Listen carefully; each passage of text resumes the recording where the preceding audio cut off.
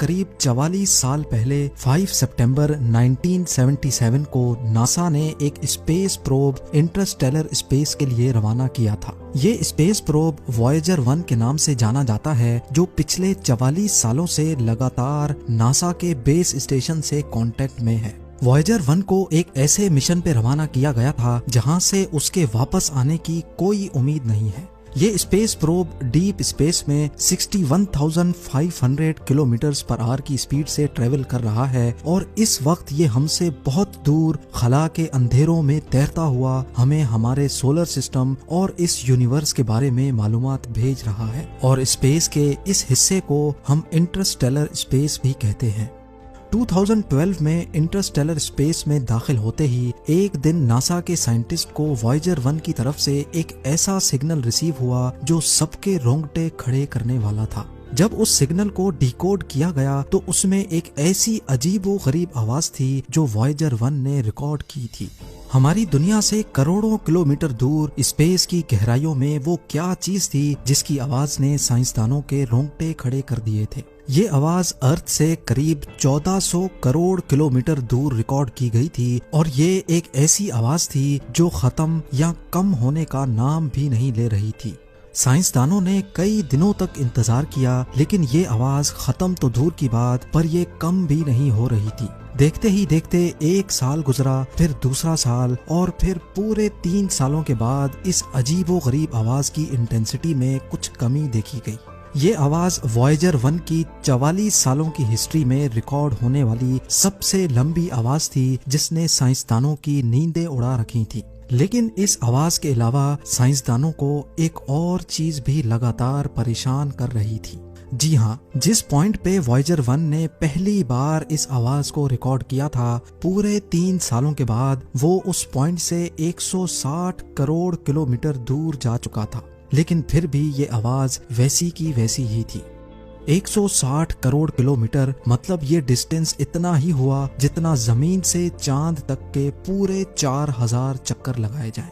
खला में इतने ज्यादा डिस्टेंस तक फैलने वाली आवाज आखिर आ कहां से रही थी? इसी बात ने बड़े बड़े रिसर्चर्स और साइंटिस्ट को चकरा कर रख दिया था। एक बात तो कंफर्म थी कि हमारे सोलर सिस्टम के बाहर कोई ना कोई ऐसी ताकत जरूर छुपी है जो इस आवाज की वजह बन रही है। लेकिन स्पेस में तो कोई आवाज ही नहीं होती, तो आखिर इसको रिकॉर्ड कैसे किया गया? ये बात हकीकत है कि स्पेस में जाते साथ ही कानों पर किसी किस्म की भी कोई आवाज नहीं पड़ती। हत्ता कि अगर स्पेस वॉक के दौरान एस्ट्रोनॉट्स के बिल्कुल बराबर में कोई धमाका ही क्यों ना हो जाए, वो धमाका दिखेगा तो सही, लेकिन उसकी आवाज कानों तक नहीं पहुंच सकेगी। आवाज जिसको हमारे कानों तक पहुंचने के लिए हवा और एटमॉस्फेयर की जरूरत होती है, ये दोनों चीजें ही स्पेस में मौजूद नहीं है। इसी वजह से स्पेस में किसी किस्म की भी आवाज ट्रेवल नहीं कर सकती। स्पेस में साउंड वेव तो ट्रेवल नहीं कर सकती, लेकिन इलेक्ट्रोमैग्नेटिक वेव्स स्पेस में बाआसानी ट्रेवल कर सकती हैं। बेशक हमारे कान इन वेव्स को नहीं सुन सकते, लेकिन वॉयेजर 1 ने इन वेव्स को रिकॉर्ड करके हमें अर्थ तक भेजा ताकि हम इनको डिकोड करके सुन सकें। यही वो अनोखी आवाज थी जो वॉयेजर 1 ने इंटरस्टेलर स्पेस से भेजी थी।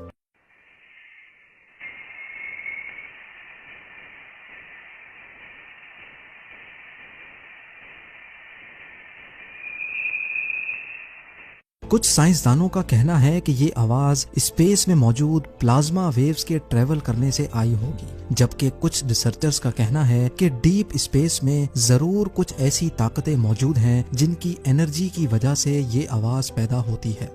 वो कौन सी ताकतें हैं, उनकी एनर्जी आवाज क्यों रिलीज करती हैं, ये सोचने, समझने और जानने की काबिलियत हम इंसानों के पास अभी तक मौजूद नहीं है।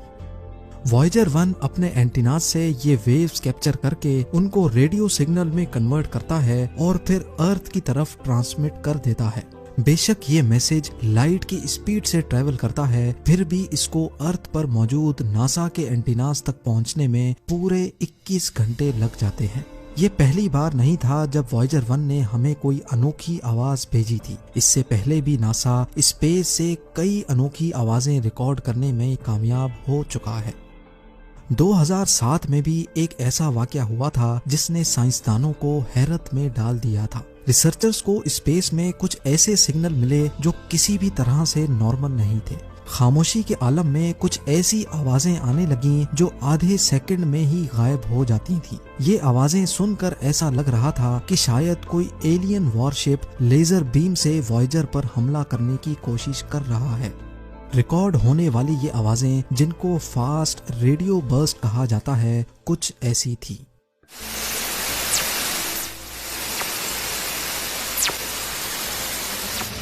ये आवाजें सुनकर साइंसदानों को एक बात तो कंफर्म हो गई कि हम जितना ज्यादा डीप स्पेस के बारे में जानने की कोशिश करेंगे, हम उतना ज्यादा ही सवालों में उलझते जाएंगे। रिसर्चर्स का मानना है कि ये रेडियो बर्स्ट ब्लैक होल में या फिर करोड़ों लाइट ईयर्स दूर किसी सुपरनोवा एक्सप्लोजन का नतीजा हो सकती हैं। कई रिसर्चर्स का तो ये भी ख्याल है कि दूसरे प्लैनेट्स में एलियंस हमसे बहुत ज्यादा एडवांस्ड हैं और वो अपनी स्पेस शिप्स को इन रेडियो बर्स्ट के जरिए चार्ज करते हैं। शायद इनमें से चंद रेडियो बर्स्ट हमारे स्पेस प्रोब से टकरा गए हों या सिर्फ उसके बराबर से गुजरे हों, लेकिन इस अजीब आवाज की असल हकीकत अभी तक किसी को भी मालूम नहीं है। ये तो रही वो आवाजें जो नासा ने इंटरस्टेलर स्पेस से रिकॉर्ड की, लेकिन ऐसी अजीबोगरीब आवाजें रिकॉर्ड करने के लिए इतना दूर जाने की भी जरूरत नहीं है। हमारे अपने सोलर सिस्टम से भी नासा कई अनोखी और खौफनाक आवाजें रिकॉर्ड कर चुका है। वॉयेजर 2 जो नासा ने हमारे सोलर सिस्टम के प्लैनेट्स की रिसर्च के लिए लॉन्च किया था, उसने भी कई ऐसी आवाजें रिकॉर्ड की हैं जिन्होंने पूरी दुनिया को परेशानी में डाल रखा है। ये है जुपिटर का चांद जो गैनीमीड के नाम से जाना जाता है, और ये है इसकी आवाज जो वाकई आपके रोंगटे खड़े करने वाली है।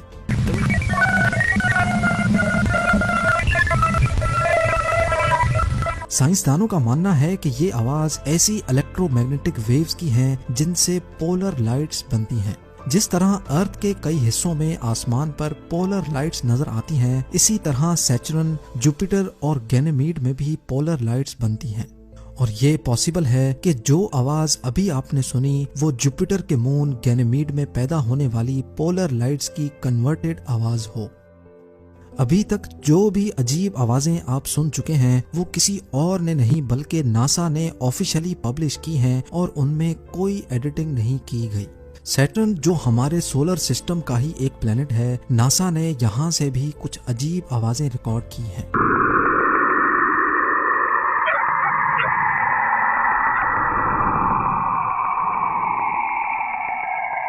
नासा का मानना है कि ये आवाज कैसिनी स्पेसक्राफ्ट ने सैटर्न से निकलने वाली रेडियो वेव्स को कन्वर्ट करके भेजी है, और ये भी शायद सैटर्न में मौजूद पोलर लाइट्स का ही नतीजा है। वॉयेजर 1 जो पिछले 44 सालों से लगातार हमें आउटर स्पेस की फोटोज और इंफॉर्मेशन फराहम कर रहा है, दुख की बात यह है कि अनकरीब हम उसको हमेशा हमेशा के लिए खोने वाले हैं। नासा का कहना है कि वॉयेजर 1 के पास सिर्फ इतनी पावर मौजूद है कि वो अगले 1 या 2 सालों तक हमसे कांटेक्ट में रह सकता है। उसके बाद हमारे पास सिर्फ उसकी ये फोटोज ही बाकी रह जाएंगी। उम्मीद है जेम टीवी की ये वीडियो भी आप लोग भरपूर लाइक और शेयर करेंगे। आप लोगों के प्यार भरे कमेंट्स का बेहद शुक्रिया। मिलते हैं अगली शानदार वीडियो में।